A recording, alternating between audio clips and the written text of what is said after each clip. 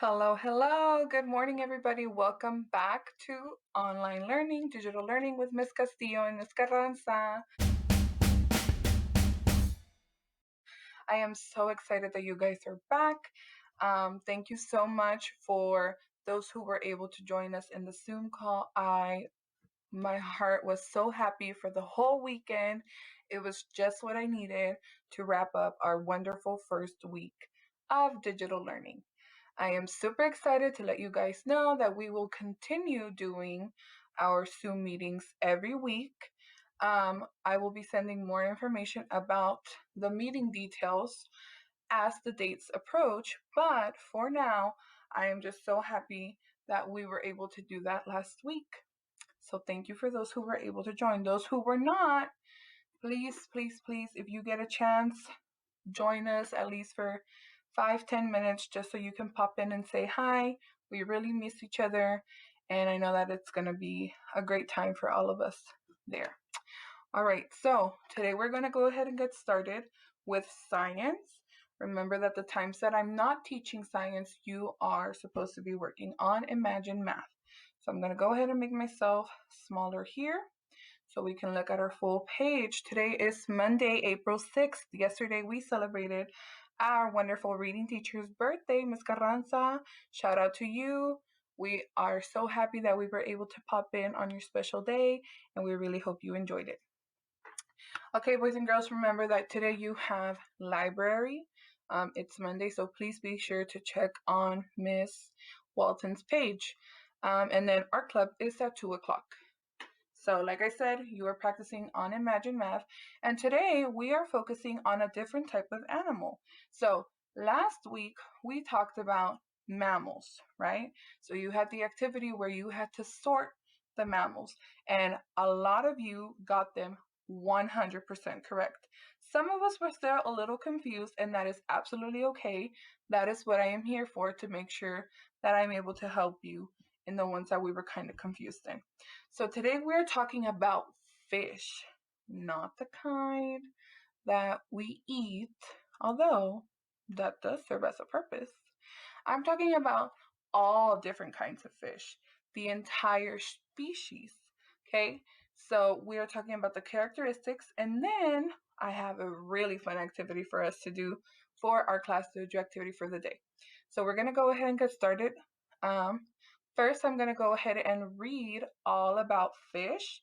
And this one is very similar to the one that we read about mammals. So it does have the words in Spanish. Si tienen las palabras en español, si necesitas seguir las palabras en español del libro, está perfectamente bien.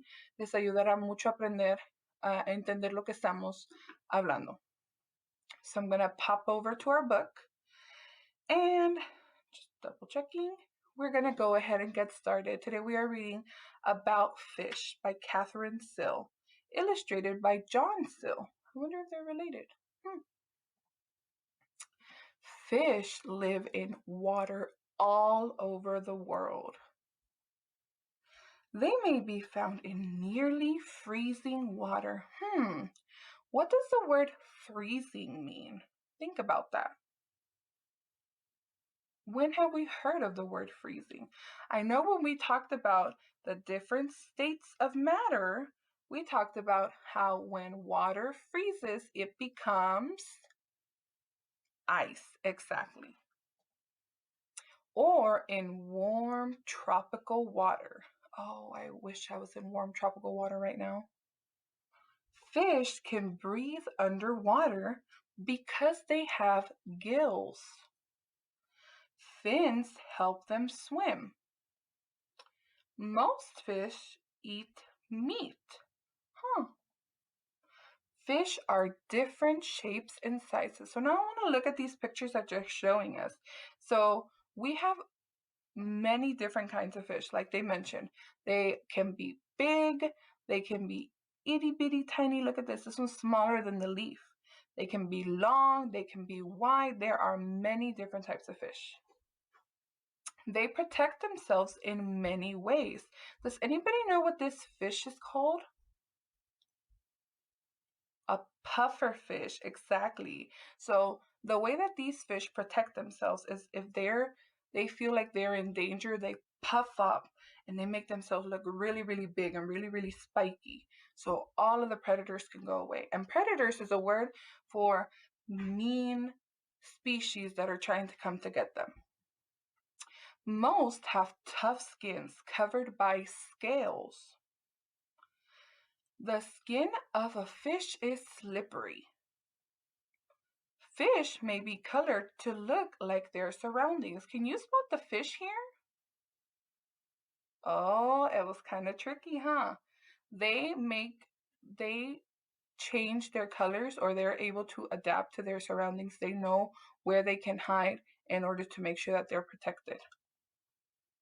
Or marked in other ways that fool their enemies. So what does this kind of look like? Maybe like another reef, a coral reef? Many fish live together in groups called schools. Something where we also live together sometimes, right?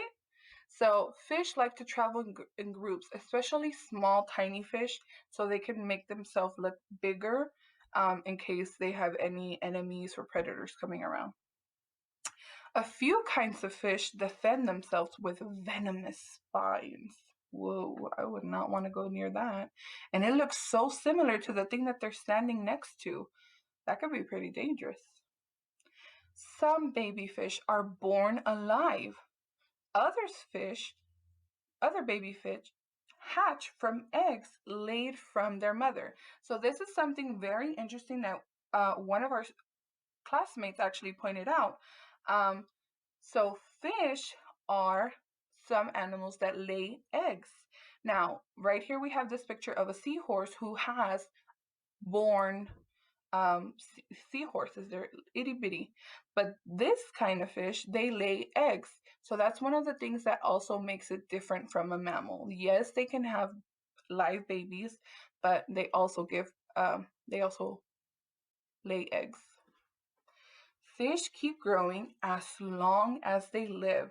So some animals stop growing, and a lot of us, like humans, also stop growing at a certain age.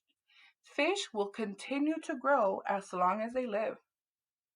Fish provide food, jobs, and recreation for many people.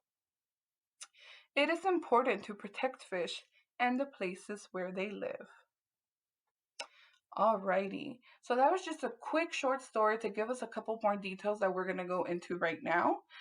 So what we're talking about today is the characteristics of the fish. So this is what's going to help us determine if some of these animals are fish. So there are 6 very important characteristics that we're going to go through today.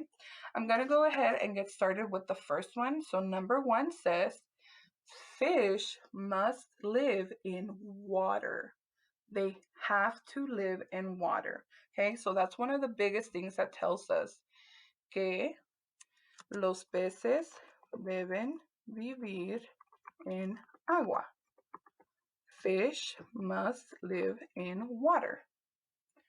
Second, fish are cold-blooded. And remember that we talked about mammals last week, and we said that those mammals were warm-blooded. So fish are cold-blooded. This means that the fish temperature, their body temperature, will be the same as their environment. So right now, when we were reading the book, it talked about how some fish can live in freezing waters. And that fish is able to survive because they adapt their temperature. They change their temperature to be also almost freezing so they can keep going. They can keep breathing in the water. Many mammals, they have to depend on themselves to make it warmer, make it colder. Fish, they just go based on what their water. So los peces son de sangre fría. All right, number 3, fish have fins and scales. So I'm going to show you this picture. And what color are the fins? What color are the fins in this picture? Yellow, exactly. So those are the ones that help them swim. They help them move, right? So when we're swimming underwater, we use our arms. Fish don't have arms, so they use their fins. Scales are the things that they talked about that helps them stay protected. Los peces tienen aletas y escalas.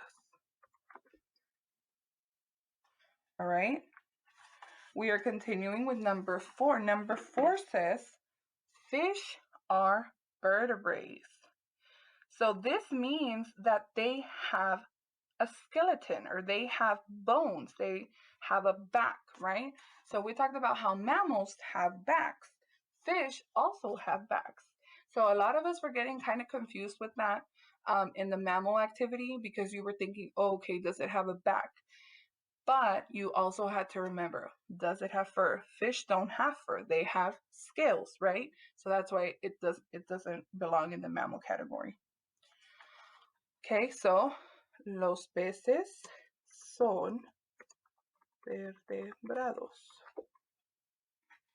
Number 5, one of the very important ones, says fish lay eggs. Look at this these are all little baby eggs waiting to hatch.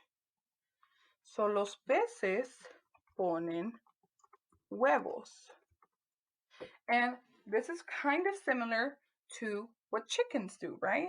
So that's another reason why chickens aren't in the mammal section, because they lay eggs. They don't give birth to actual live babies yet. They need to watch their eggs. Same with the fish. They need to watch their eggs. And number 6 says fish breathe by passing water through their gills. Okay, so the gills are the things that are on their sides, and the water comes in and they take the oxygen from the water in order to be able to breathe in. So los peces respiran pasando agua por las bronquias. Branquias.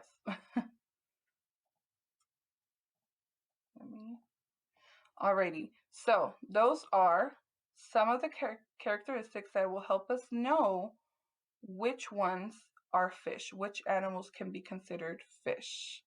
All right, so I want you to keep this in mind, because with the activity that we're going to do on Class Dojo, you're going to need to come back to this. So I'm going to go ahead and move on to part 1 of our activity.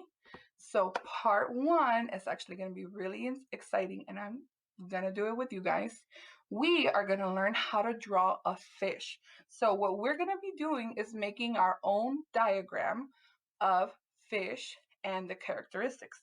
So when I do big pages or big papers, kind of like this one, at school, I always try to have like a drawing or something that lets us know what we're doing. So that's what we're going to go ahead and do today. We're going to learn how to draw a fish. You are going to need a blank piece of paper, a pencil, or a marker, whichever one you want to go ahead and use.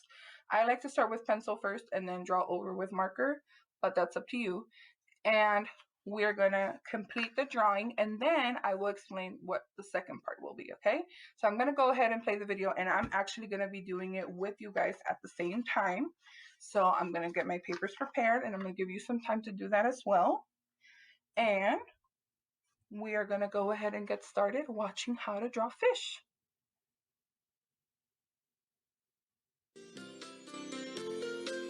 Okay, so he's going to go ahead and get started with the top part.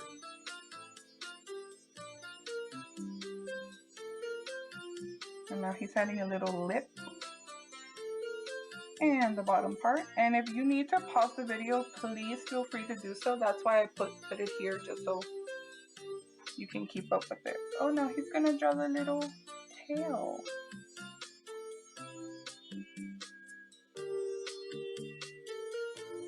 Okay.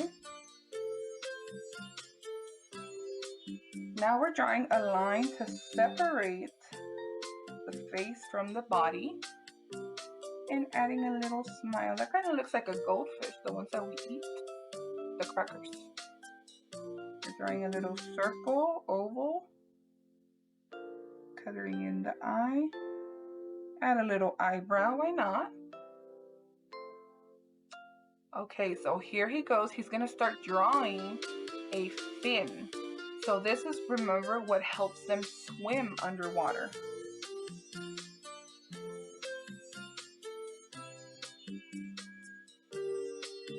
And on the back, he's adding the gills. So this is where they're able to breathe. This is where they bring their water in and they use the oxygen. Now they're doing the top fin, called the dorsal fin, and the bottom fin. And these ones also help the fish swim underwater fast. That was super quick. That was less than 2 minutes. I'm gonna add the little back. And here's mine. It doesn't look exactly like the one in the video, but that is absolutely okay. You are able to bring in anything that you feel. Be creative, get creative. If you don't want to draw it like this is just an example that you can use, but that is absolutely okay. You don't have to make it look like the video. It's just an example here for us. Alrighty, so now we are on part 2 of the activity. So on this very same page, you are going to write 3 important characteristics that we talked about today during the lesson. So choose the 3 that you think are the most important. Something that when you are looking at fish or you are looking at different animals, you can think about and say, okay, is this really a fish? Think about the 3 things from this list that you think are the most important to help you know if something is a fish. You are then going to draw or write them on the same paper where you drew your fish. Okay, so I have space for 3 of them, and you should too. If you don't have space for 3 of them, if maybe you used up the whole paper, that is okay. You can type them, or you can add a voice and tell me 3 things that are very important about these fishes. Okay, don't forget to please put your name when you are going to upload it and the date. Today is 4/6/2020. Okay, so your paper should look a little like this. After you write all 3 things, you can color. You are absolutely free to color it, make it look pretty, hang it on your wall after you take the picture and upload it. And that's it for today, boys and girls. I hope you enjoyed today's lesson and that you enjoyed today's drawing as well. I look forward to seeing you guys tomorrow. Please, please, please be sure that you are watching the titles when you are uploading on Class Dojo to make sure that you are giving me my work and Miss Carranza her work, okay? Make sure to read and make sure to do it on Imagine Math. See you tomorrow. Hasta mañana. Nos vemos.